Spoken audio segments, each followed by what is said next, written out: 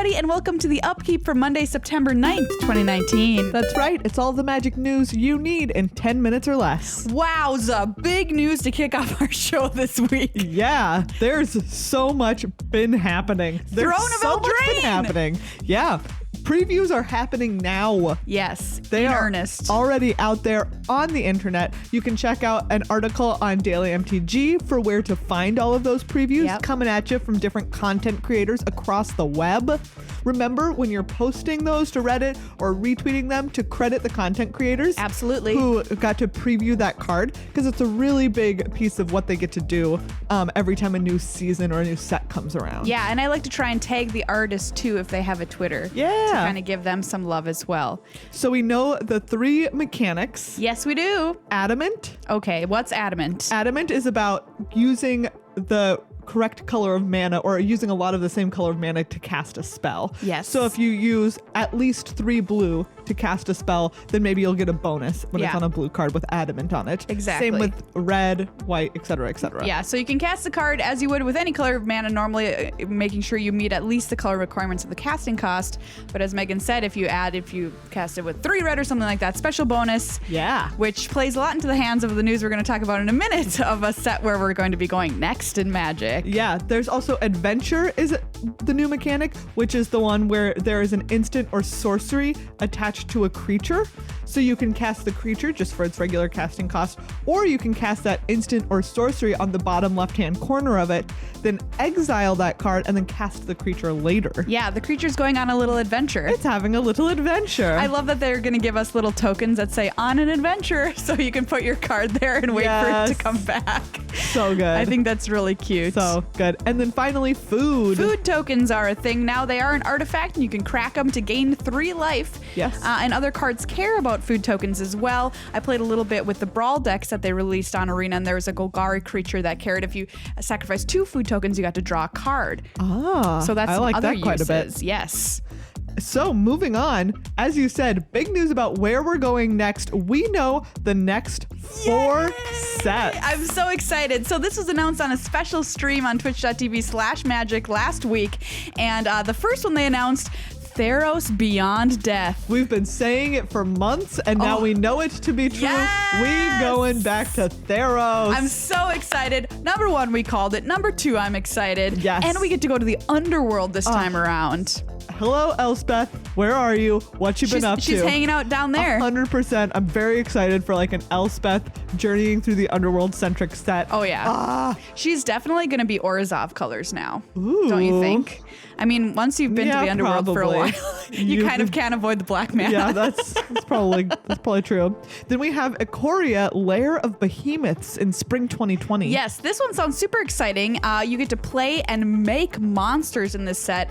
And Mark Rosewater said making monsters is one of the craziest mechanics we've made in quite a while. Yeah, and people are speculating, is this going to be something that looks kind of like Meld? Yeah, that was my first thought. Back on our return to Innistrad recently. Yeah.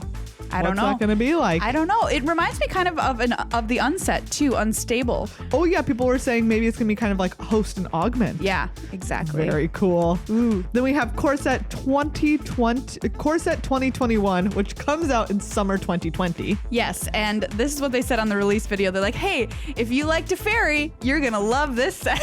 And no one raised their hands. Hey, do you like Teferi? Cricket, cricket, cricket, cricket. You know, poor Teferi. No, it's not his fault. It's just that we've been so Teferi saturated the past few standards. We are Teferi saturated. We are a Teferi sponge. Yeah. But the sponge cannot sponge soak is up full. any more Teferi. We're going to say goodbye to Big T coming here with a new release of Throne of Eldraine, but we still got Little T, who's very powerful running around. Standard. Yep. Yeah. Last up, we have Zendikar Rising coming in fall 2020. No Eldrazi. They say this is more of a return to the original Zendikar adventure world. Which is interesting because we have never played Zendikar. No. Where there were no Eldrazi. I know. So it's going to be a whole new world. Very exciting. Without any big spaghetti monsters. New world with no spaghetti monsters. I don't know if I'm sad about that or happy about that. with sloopy arms. Anyways. Just some charm from Nissa and some full art lands for you, I assume. Yeah, I hope. It is Zendikar after all. It is Zendikar. the pre-release for Throne of Eldraine is coming. Yay! I love watching the pre-release. Our friends over at Loading Ready Run, inviting some content creators to come up there and play the new set before anybody else. That's happening Friday, September 20th over at twitch.tv/loadingreadyrun. Starts at 11 a.m. Pacific. We would try and tell you what time that is for you, but we'll definitely get it wrong. I would get it wrong if I was telling you what time it was for me. So they're having special guests Pleasant Kenobi, cosplayer Olivia Gobert-Hicks, Jamie Topples, a prolific streamer, and Daniel Holt, a graphic designer for WotC. What a great crew. Yeah. Excellent I thought you were going to say what a great name Daniel Holt is. It does sound like if you were naming a person in the military in a Captain America film. Daniel Holt to the Captain front of the line. Holt. Yeah, Captain Holt reporting for duty. Anyways, GP Indianapolis happened this past week, and it was Team Modern. Yes, congratulations to Mohammed Kadi, Joseph Karani, and Kevin Brown for taking the whole thing down with Wurza, Jeskai, Stoneblade, and Burn. For people wondering, is there going to be a deck with Stoneforge Mystic? You know, it looks like maybe there is. Yeah, last week, Obzon Stoneforge was all the hotness on the internet, and now Jeskai Stoneforge, Stoneblade, making its name in the modern sphere.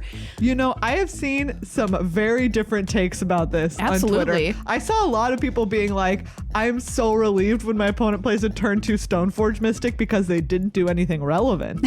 But, I mean, I've seen it. I believe it. But here we also see it winning that tournament, so who knows? All right, Modern, a brave new world once again happening there, especially with some cards from Throne of Eldraine that were released recently. So if you're into brewing, get your brewing hats on. Coming up next, Li Shitian wins the MPL Sapphire Division core split, defeating Matt Nass in the finals, earning himself a bye into Day 2 of Mythic Championship 5. Very cool. They were playing, and by they I mean everybody. All of those MPL all competitors. The top 4. We're playing Kethis combo. Yes, and if you haven't seen this deck in Standard, wipe off your eyes and take a look. I'm going to put the deck up on screen if you're watching the video version. It is something else. It is different. So this uses Kethis, I don't even remember. The hidden hand? The hidden hand, that's right. Which says that you can exile 2 legendary cards in your graveyard, and then you can cast legendary cards in your graveyard. Yeah. All of the cards remaining in your graveyard, you can cast them that turn. It's absurd. It uses Diligent Excavator to mill yourself a whole bunch, and then depending on how you want to win, mill your opponent, or find your Jace and mill yourself until you win the game. Yeah. It's a bizarre concoction. It is wild to watch and also exhausting to watch. It is exhausting and also exhausting to play, but pretty fun if you like playing combo decks, and it's also super powerful. Oh, it's this deck wild. is really good. I watched it win on turn 4. Yeah, absolutely. Sometimes on turn 4 and consistently on turn 5. Yes. Like if they got to turn 5, it's just like, okay, it's over. This deck's the real deal. Unsurprising that we see Li Shitian and Matt Nass in the finals for that. 100%. 2 combo masters. Yeah, absolutely. Matt plays combo just as well as he pulls on his basketball shorts every morning. Oh, Maria. Next up, Magic 2020 Standard on Arena is on. That means that you can already start piloting decks. Obviously, we don't have Throne of Eldraine cards yet on there, but you can start looking at what will decks maybe look like after rotation. Yeah, and you can play decks only with cards from Guilds of Ravnica, Ravnica Allegiance, War of the Spark, the 2020 core set, and any cards. There's a few Eldraine cards you can play. The ones that you won in the Brawl event. If you played the Brawl event this past week, you won Eldraine cards, some uncommons as rewards for winning games in that event. Oh, nice. So you can play with those. So yeah, I think it's pretty cool to get kind of a preview of what Standard's going to look like. And also, if you need to level up your mastery tree as we get closer and closer to the end date for that, every 2 wins gets you 200 XP. So that means 5 of those will net you 1 level on your mastery pass. All right, Maria, keeping you abreast of what's happening with that mastery pass. I'm just how's those cat wings coming? Working my way up to those cat wings. I'm so close. I think I'm level 77. Wow. And I get them at level 80. Dang. So I will be doing this. Well, there you go. That's all the Magic news you need this week. Head to patreon.com/GLHFMagic to throw us a little love.